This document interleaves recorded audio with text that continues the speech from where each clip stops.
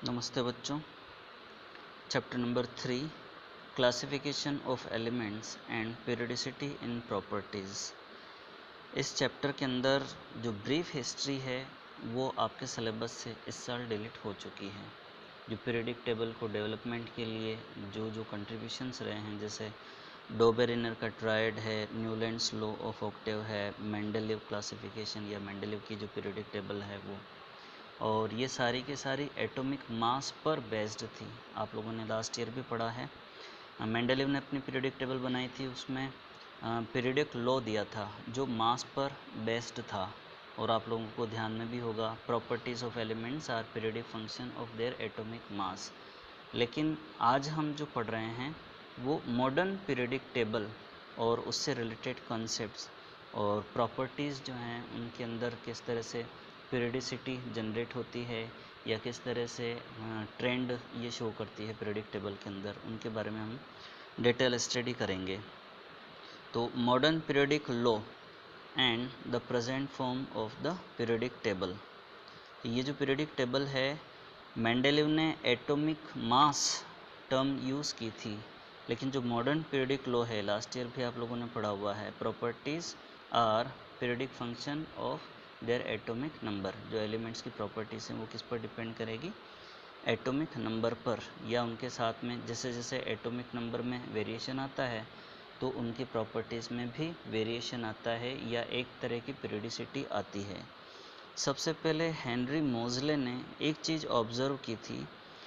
उन्होंने जो एलिमेंट्स हैं उनको एक्साइटेड करके और उनसे जनरेट एक्सरेज होती हैं, उनको जो फ्रीक्वेंसी होती है उसका अंडर रूट लेकर के और z यानी एटॉमिक नंबर के साथ में ग्राफ प्लॉट किया, तो वो एक स्ट्रेट लाइन का ग्राफ मिला। और फिर इसी तरह का एक ग्राफ बनाया जिसमें उन्होंने फ्रीक्वेंसी के साथ में फ्रीक्वेंसी का अंडर रूट लिया और मास के एटॉमिक मास के साथ में ग्राफ प्लॉट किया, लेकिन उसके अंदर स्ट्रेट लाइन नहीं मिली थी। तो फिर हेनरी मोज़ले ने एक बात बोली थी कि जो एटॉमिक नंबर है वो एटॉमिक मास के कंपैरिजन में ज़्यादा इम्पोर्टेंट है। मीन्स क्या बताया कि atomic number is more fundamental property of an element than its atomic मास।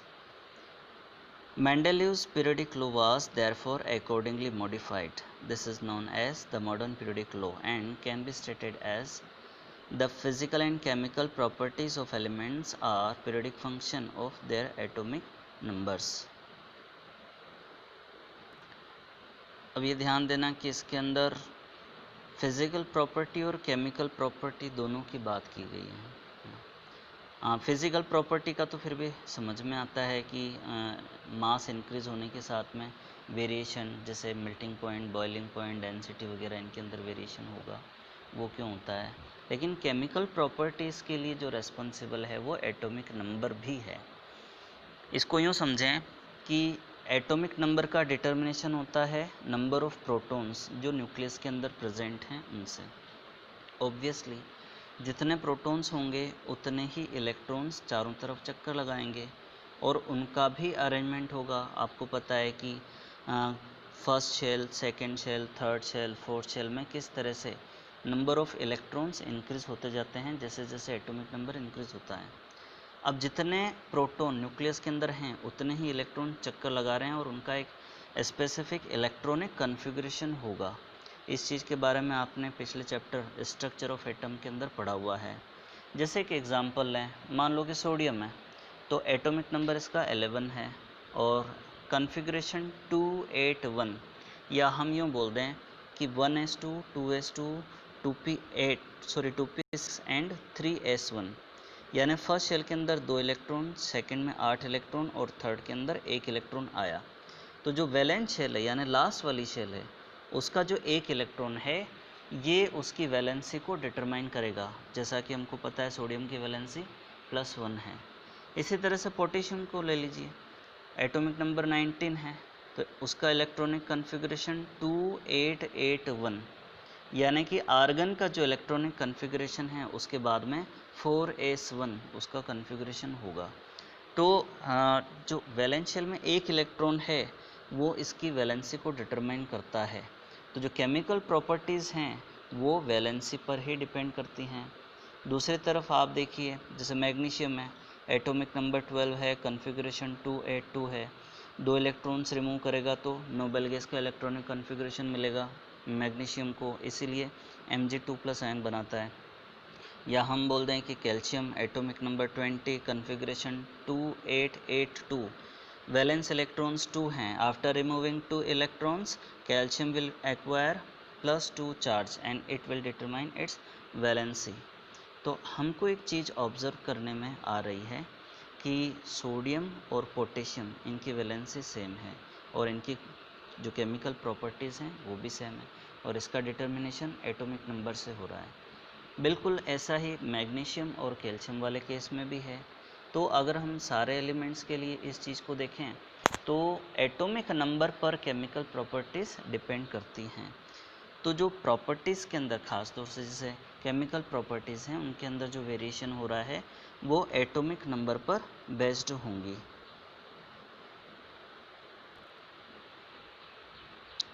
हम लोग थोड़ा सा रिकॉल करें, आप लोगों को याद भी होगा कि न्यूलैंड ने और मेंडेलेव ने एलिमेंट्स को अरेंज किया था इंक्रीजिंग एटॉमिक नंबर के बेसिस पे।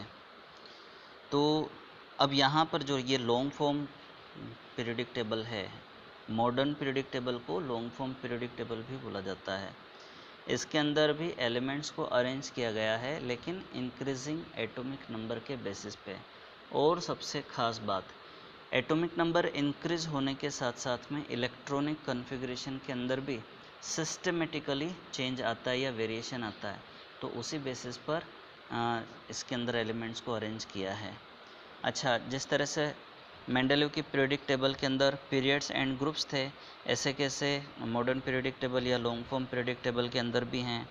और आप लोगों को पता है कि जो हॉरिजॉन्टल रोज़ हैं उनको पीरियड बोला जाता है, और जो वर्टिकल कॉलम्स हैं उनको ग्रुप्स बोला जाता है।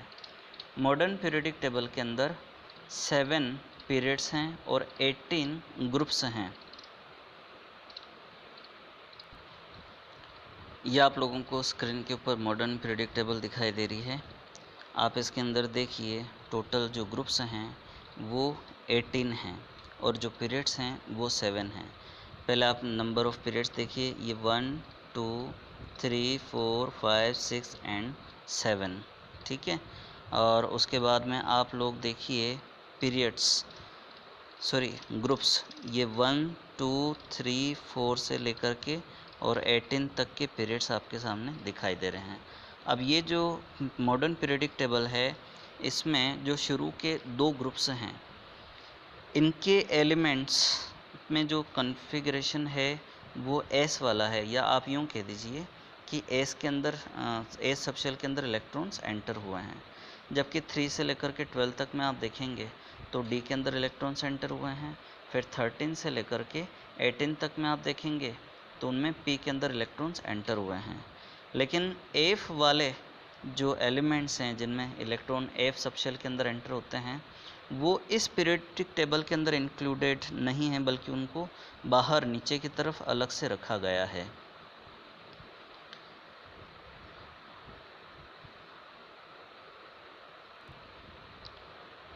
अब एक ख़ास बात, पीरियड वाइज एलिमेंट्स कितने कितने इंक्लूडेड हैं वो हम देखें। देखिए, जो फर्स्ट पीरियड है उसके अंदर 2 एलिमेंट है, हाइड्रोजन और हीलियम।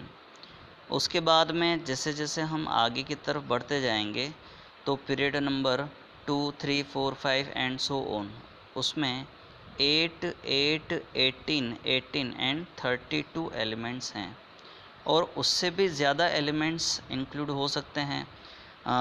वो डिपेंड करेगा, जैसे जैसे डिस्कवरी होती जाती है वैसे वैसे एलिमेंट्स भी इंक्लूड होते जाते हैं। अब हम जो कुछ एलिमेंट्स हैं, हैवियर एलिमेंट्स, उनके जो एटॉमिक नंबर मोर देन 100 हैं, उनके लिए किस तरह से IUPAC ने नोमेनक्लेचर बताया है उसको देखते हैं। अब ये नोमेनक्लेचर की ज़रूरत क्यों पड़ी उसको हम समझें। दरअसल एटॉमिक नंबर 104, इसकी डिस्कवरी के लिए जो दावा था वो रूस ने और अमेरिका ने, दोनों ने एक साथ किया था।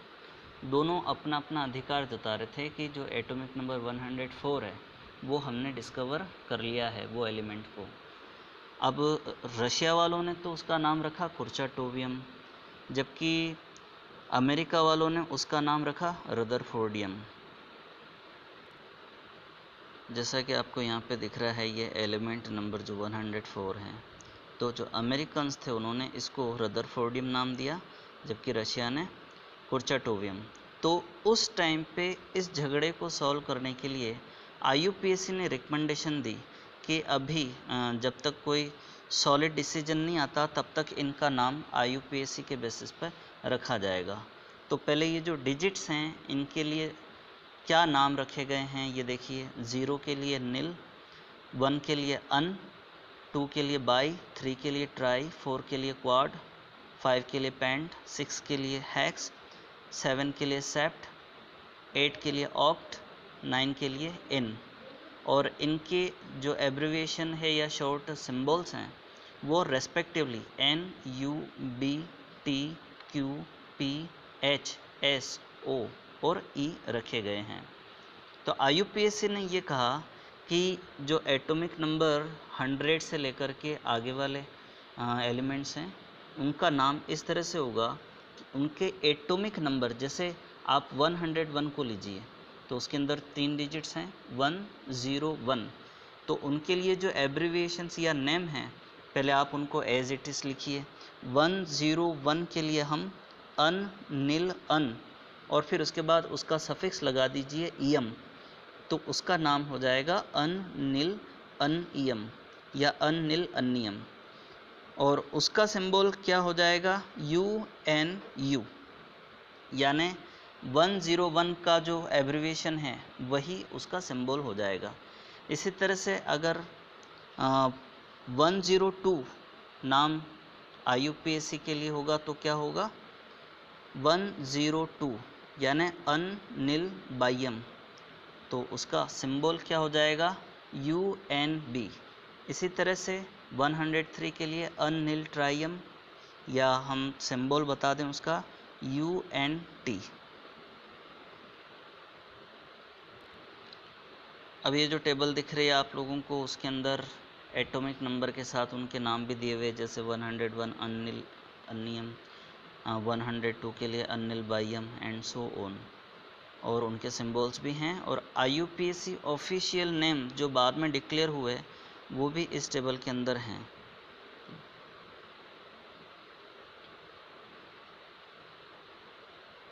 और अभी तक जिन एलिमेंट्स के नाम नहीं दिए गए हैं उनके लिए IUPAC नेम ही चल रहे हैं।